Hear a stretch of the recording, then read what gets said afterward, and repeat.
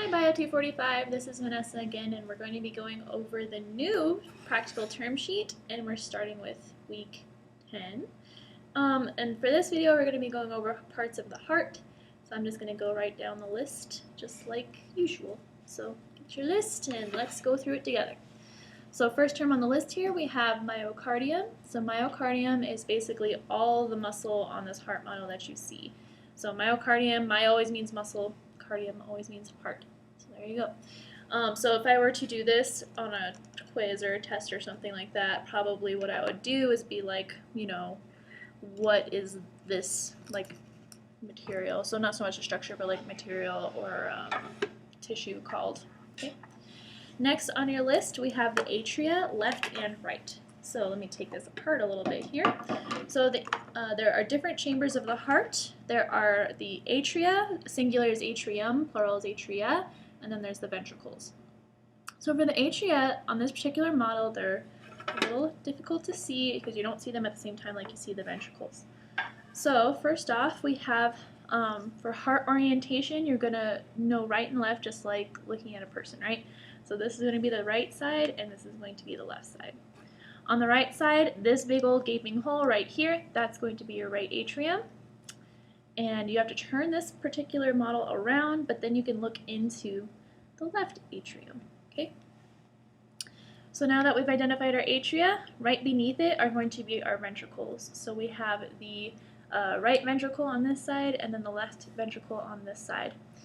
So basically how the heart kind of works is that we have these atria on top. They are receiving blood from somewhere. And when they receive that blood, then they can squish and they can send that blood down into the ventricles. And you can see that the ventricles are shaped like a V. So the ventricles are shaped like a V. That's kind of how I remember the name, like ventricle versus atria.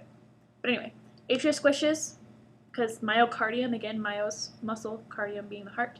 Atrium squishes the blood down into the ventricle, and eventually then that ventricle can squish and send that blood elsewhere, so either to the body or to the lungs, depending on which ventricle. The right ventricle on this side is going to send blood out to the lungs, and the left ventricle on this side is sending blood out to the body. Okay. All right, moving on down. So next we have the interatrial septum. So you can't really see it all that well, but if you look inside of this model, you can just see it, but there's like this little suction cup looking area right back here. You can see it a little bit better in the left atrium. So, oops, right there. So that is going to be the interatrial septum. Inter means between, atrial being the two atria, and then septum is kind of like the septum of your nose. It's just a dividing border. Interventricular septum, same concept. We have our two ventricles here, and the septum going down the middle, that is going to be your interventricular septum. So again, inter is between, ventricular indicating the ventricles, septum being this border between the two. Okay. Moving on, we have the superior and inferior vena cava. So the superior and inferior vena cava are large veins that are carrying blood from other places in the body, and they're going to fill one of the atria. So like I said, the atria, plural, are always going to be receiving blood from somewhere. The right atrium receives blood from the entire body, and the way that it's receiving the blood from the entire body are via the superior and inferior vena cava. So the superior vena cava is going to be this guy right here coming off the top, so superior, right above. The inferior vena cava you can't necessarily see, but this hole right here is going to be our inferior vena cava on this model. So the superior vena cava is carrying blood into these right atrium from the arms and the head. The inferior vena cava is carrying blood into the atrium from the legs and gut and all the other stuff that's basically below here. Okay, so there you go. Next, we have the pulmonary trunk. So, following the pathway of blood real quick, we're receiving blood from our superior and inferior vena cava. It's filling up the right atrium. The right atrium will squish, send blood down into the right ventricle. That right ventricle will then squish, because both the atria squish and then the ventricles receive that blood, and then the ventricles squish after that. So blood goes down from the right atrium into the right ventricle. The right ventricle squishes, and that blood that it's received from the atrium, which has been received from the rest of the body, that is spent blood, or blood that has already interfaced with tissues and therefore has been depleted of oxygen and nutrients. So the first thing that needs to happen is that blood needs to be reoxygenated. So that ventricle is going to send blood out through this valve, which I'll talk about in a second, into the pulmonary trunk. So this is the pulmonary trunk here. The pulmonary trunk is an artery. I know it's blue, and that kind of wigs people out. But the reason why it's blue is it just means that the blood is deoxygenated, so it's not in an oxygenated state yet. That's because it still needs to go out to the lungs, and it will do that via the pulmonary trunk and then the pulmonary arteries. So here's that trunk, and if you turn, so I'm going to put my finger here so you can see, if you turn the heart around, there's my finger still on top of the trunk, you can see the arteries branching off here to go right and left. So so the right to the right lung, left to the left lung. So just to recap, atria are going to receive blood from somewhere. Ventricles are always going to send it somewhere. Atria will always receive blood via a vein. Ventricles will always send blood via some kind of artery, regardless of the color. The color just indicates the state of the blood. Moving on, we have the atrioventricular valves on your list. The atrioventricular valves, as you might think indicated by the name, are the valves that separate the atria from the ventricles. Okay? So in this case, you can actually look up through the holes. That's kind of nice on this camera. But you can see that there's an atrioventricular valve in here. Where my finger's coming through is another atrioventricular valve. So atrio, atrium, right? And then ventricular is for ventricle. So it's just these valves between the atrium and ventricle. When the atrium squishes, it is sending blood via the atrioventricular valve into the receiving ventricle. When the ventricle squishes, this valve actually tightens up, and this increases the pressure that is inside of the ventricle, and then from there the ventricle could send blood out through that artery, through a different kind of valve. Okay? The atrioventricular valves are anchored to the ventricular wall via little strings that are called the chordae tendineae. In parenthesis next to it you see is the tendinous cords, because they're kind of like a tendony kind of material, so connective tissue, dense regular. And you can see on this particular model is these little strings. And again, it's going to anchor those flaps of the atrioventricular valves to the ventricular wall. This is important because that's what's going to help keep that valve tight.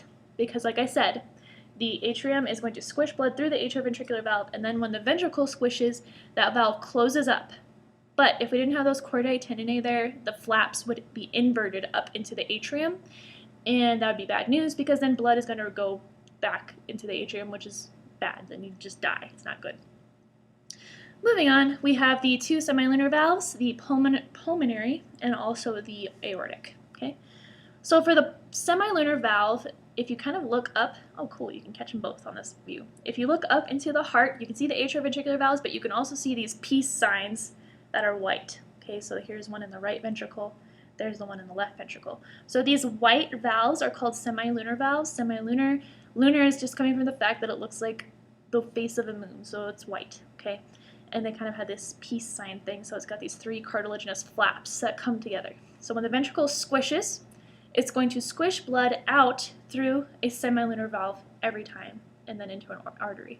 So in the case of the right ventricle, we're squishing blood out through the pulmonary semilunar valve up into the pulmonary trunk, and then that goes out through the pulmonary arteries and then switches around in the lungs. In the case of the left ventricle is going to send blood out via the aortic semilunar, which you can see back in there. Sorry, camera's inverted, but there you go.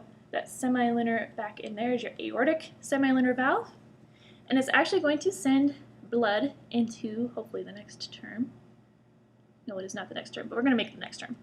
So it's going to send blood up into the next term, which is going to be the ascending aorta. So that in the left, semilunar valve there is going up into the aorta, which is this big red vessel right here.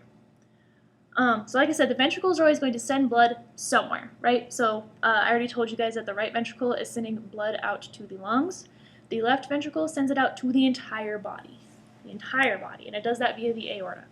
So here's the ascending aorta, and then you can see that it curls over. That is the aortic arch, okay? All right.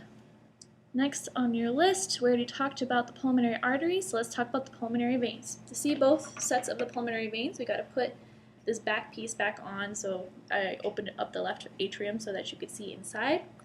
So I'm putting that piece back on. So again, here's the back of the heart. So this is the right atrium, this is the left atrium, and you can see these little red vessels that are interacting with that left atrium. These are going to be your pulmonary veins. And I know, again, the color is trippy because most people think of veins as blue, but these are carrying oxygenated blood from the lungs, hence being called pulmonary veins. Whenever you say pulmonary, you should automatically think of the lungs. So these are your pulmonary veins, and again, atria always receive blood from somewhere. In the case of the left atrium, is receiving blood from the lungs. Okay, so again, those veins are going to be filling that left atrium in there. Then that left atrium is going to squish. It'll squish blood down into the left ventricle. Sorry, there we go, it's inverted. Into the left ventricle. Then the left ventricle will squish and it will send blood up through that aortic semilunar, up into the ascending aorta through the aortic arch. Okay? All right. Next, we have the coronary arteries. So I'm actually going to put another piece back on again. Put this front piece on because that's really the only way you can see them.